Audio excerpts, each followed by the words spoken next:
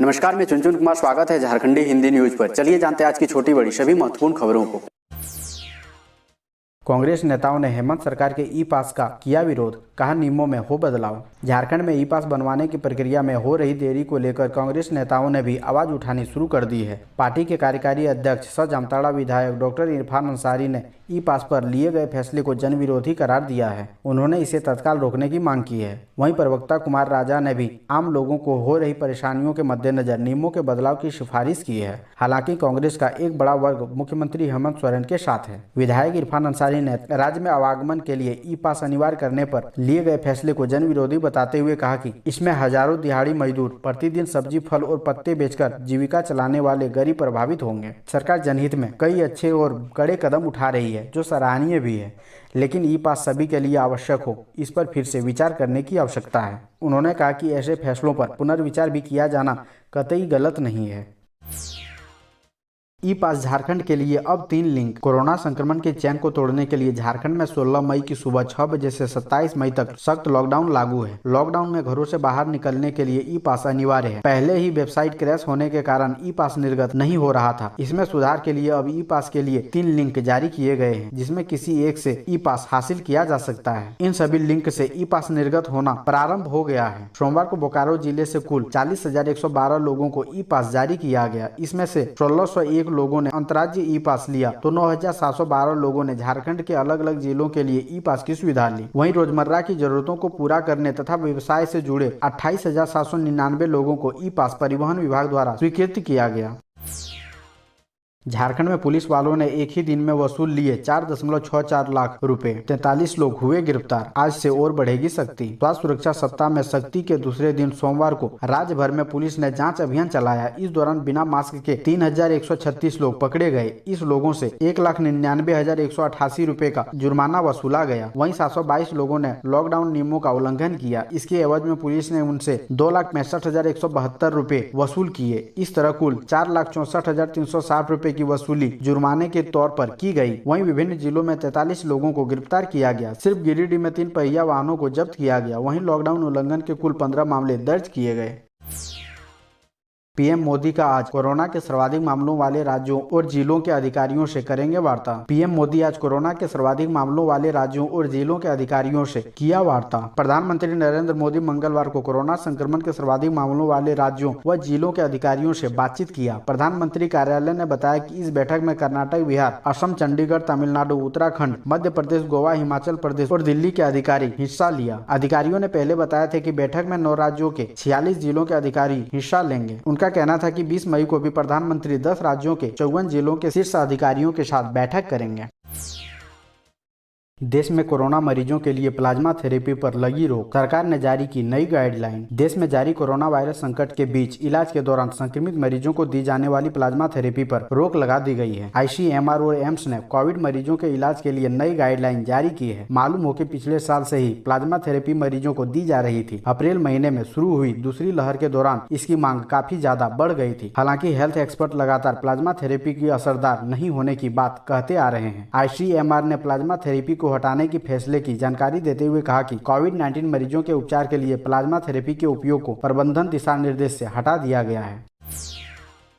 अगस्त में कोरोना की तीसरी लहर की चेतावनी, 60% बच्चे हो सकते हैं पॉजिटिव। राज्य में अगस्त माह में कोरोना की तीसरी लहर आने की चेतावनी जारी की गई है। इसे लेकर तैयारी तेज कर दी गई है। जिला स्वास्थ्य विभाग की ओर से टाटा मुख्य अस्पताल यानी TMH, टाटा मोटर अस्पताल व टिनप्लेट अस्पताल को पत्र लिखकर अलर्ट किया गया है। साथ ही तैयारी से संबंधित पूरी रिपोर्ट तलब की गई है। विभाग की ओर से भेजे गए पत्र में है कि वरिष्ठ वैज्ञानिकों के अनुसार कोविड-19 के तीसरे चरण की आशंका और चेतावनी जो भारत को अगस्त 2021 के आसपास प्रभावित कर सकती है, इसमें मुख्य रूप से बच्चे बड़े पैमाने पर प्रभावित होंगे। इसलिए ऐसी स्थिति से निपटने के लिए पहले से तैयारी जरूरी है। इस संदर्भ में विभाग को भी सूचित किया जाए कि इससे निपटने को उनके यहाँ क्या क्या सुविधाएं मौजूद है, ताकि उस पर आगे की कार्रवाई की जा सके। इसकी समीक्षा के लिए बहुत जल्द ही एक बैठक बुलाई जाएगी।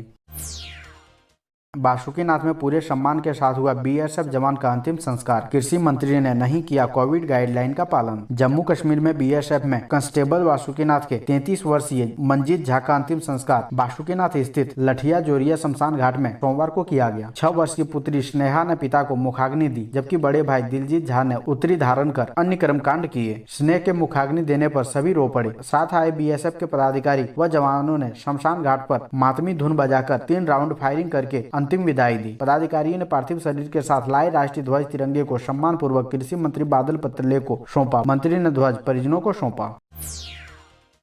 झारखंड के निजी अस्पतालों में भी शुरू होगा 18+ का टीकाकरण। सरकार देगी अस्पतालों को कंपनियों से सीधे वैक्सीन खरीदने की अनुमति। राज्य के निजी अस्पतालों में 18+ वालों का टीकाकरण जल्द ही शुरू होगा। केंद्र सरकार से हुई बातचीत के बाद राज्य सरकार वैक्सीन निर्माता कंपनियों से निजी अस्पतालों को सीधे वैक्सीन खरीदने की अनुमति प्रदान कर रही है। वैक्सीनेशन का काम देखने के लिए स्वास्थ्य विभाग में विशेष रूप से प्रतिनियुक्त किए गए IAS अधिकारी ए डोडे ने कहा कि अगले कुछ दिनों में निजी अस्पतालों को वैक्सीन उपलब्ध हो जाएगा। राज्य सरकार भी इस दिशा में प्रयास कर रही है। उसके बाद निर्धारित राशि देकर वैक्सीन लगाई जा सकेगी। धान का बकाया नहीं मिलने से परेशान झारखंड के किसानों के समर्थन में उतरी भाजपा। आज लाइव धरना। धान अधिप्राप्ति के बाद किसानों का बकाया भुगतान नहीं होने का मुद्दा झारखंड में गरमाने लगा है। धान की फसल लगाने का समय आ गया है, लेकिन नवंबर 2020 में किसानों द्वारा खरीदे गए धान का क्रय मूल्य का भुगतान अभी तक नहीं हुआ है। इससे झारखंड के किसान परेशान है। कोरोना और लॉकडाउन के कारण उनकी परेशानी और बढ़ गई है। अब किसानों का बकाया भुगतान शुरू करने के लिए झारखंड प्रदेश भाजपा ने हेमंत सरकार पर दबाव बनाने का काम शुरू कर दिया है। इस संदर्भ में भारतीय जनता पार्टी झारखंड प्रदेश के अध्यक्ष एवं राज्यसभा सांसद दीपक प्रकाश जी ने प्रदेश स्तर से लेकर बूथ स्तर तक के कार्यकर्ताओं को अपने आवासीय परिसर में मंगलवार को 11 बजे से लेकर 1 बजे तक 1 दिवसीय लाइव धरने पर बैठने का निर्देश दिया है। कोरोना संक्रमण से ठीक हो चुके युवक में ब्लैक फंगस का लक्षण मिला। अब ढूंढे नहीं मिल रही दवा। कोरोना के बाद भी सतर्क रहने की जरूरत है। कई सारी बीमारियां सामने आ रही है। इसमें हार्ट अटैक से लेकर ब्लैक फंगस तक शामिल हो गया है। सोमवार को एक ऐसा ही मामला आदित्यपुर में आया। आदित्यपुर निवासी एक युवक कोरोना संक्रमित था। इसके बाद उसे कांतिलाल मेमोरियल अस्पताल में भर्ती कराया गया। इस दौरान उसे ऑक्सीजन दिया जा रहा था। स्थिति में सुधार होने पर उसे छुट्टी दे दी गई। इसके बाद घर चले गया। घर जाने के बाद फिर से उसे सांस लेने में परेशानी होने लगी। ऑक्सीजन लेवल भी कम हो गई। युवक के स्वजन सोमवार की शाम उसे लेकर TMH पहुंचे। इस दौरान चिकित्सकों ने प्रारंभिक रिपोर्ट में ब्लैक फंगस का लक्षण बताया है और इसके इलाज में इस्तेमाल होने वाली इंजेक्शन एम्फोटेरेसिन B लाने को कहा। चिकित्सकों ने कहा कि TMH में यह इंजेक्शन उपलब्ध नहीं है, ऐसे में बाहर से लाना होगा। इसके बाद ही चिकित्सा शुरू हो सकेगी, अन्यथा मरीज को घर ले जाइए। इसके बाद स्वजन मरीज को घर लेकर चले गए। शिक्षकों के वेतन भुगतान के लिए हेमंत सरकार ने जारी किए 700 करोड़ रुपए। झारखंड में शिक्षा को लेकर मुख्यमंत्री हेमंत सोरेन ने वित्तीय स्वीकृति दे दी है। इसमें अराजकीय सहायता प्राप्त प्रस्वीकृत संस्कृत विद्यालयों के लिए 5,10,26,000 रुपए और अराजकीय प्रस्वीकृत मदरसों के लिए 58,85,20,000 की सहायता अनुदान की राशि का अनुमोदन कर दिया गया। इसके साथ विद्यालय में चयनित शिक्षकों के वेतन भुगतान के लिए 700 करोड़ रुपए की स्वीकृति दी गई। धनबाद में रिक्शा ठेला चलाने वाले व सड़क पर गुजर बसर करने वालों को 20 मई से मिलेगा भोजन। पिछले कई वर्षों से rising charitable society Rajendra park golf ground के नजदीक जरूरतमंदों को हर महीने भोजन कराती आ रही है। कोविड-19 संक्रमण में रिक्शा ठेला चलाने वाले सड़क पर गुजर बसर करने वालों की परेशानी को देखते हुए राइजिंग चैरिटेबल सोसाइटी 20 मई से दोपहर 1 बजे से 3 बजे तक राजेंद्र पार्क में राइजिंग डेली किचन शुरू करने जा रही है। सोसाइटी के मनोरंजन सिंह और राजन सिन्हा ने बताया कि प्रत्येक दिन इसी समय पर जरूरतमंदों को भोजन कराया जाएगा। इस कार्यक्रम के तहत हर जरूरतमंदों को बना हुआ खाने का पैकेट, पूरी सब्जी, वेज फ्राइज राइस निःशुल्क देंगे। 23 मई को 14 घंटे के लिए बंद रहेगी ऑनलाइन ट्रांजैक्शन की NEFT सर्विस। RBI ने दी जानकारी। कोरोना महामारी की दूसरी लहर ने विकराल रूप से देश को अपने कब्जे में कर लिया है। रोजाना 3 लाख से अधिक मामले सामने आ रहे हैं। सरकार ने लोगों से घरों में रहने की अपील की है ताकि कोरोना वायरस के फैलते इस प्रभाव को कम किया जा सके। घर में रहने के दौरान आप अपने बैंकिंग से जुड़े कामों को ऑनलाइन निपटा रहे होंगे। किसी को पैसे भेजने या मंगवाने के लिए ऑनलाइन बैंकिंग सर्विस का इस्तेमाल कर रहे होंगे। ऐसे में ये खबर आपके लिए बेहद महत्वपूर्ण है। दरअसल रिजर्व बैंक ऑफ इंडिया ने ऑनलाइन मनी ट्रांजैक्शन की सुविधा कुछ घंटों के लिए बाधित होने की जानकारी दी है। 23 मई को आपको ऑनलाइन मनी भेजने में असुविधा हो सकती है, जिसकी जानकारी RBI ने पहले से साझा कर दी है।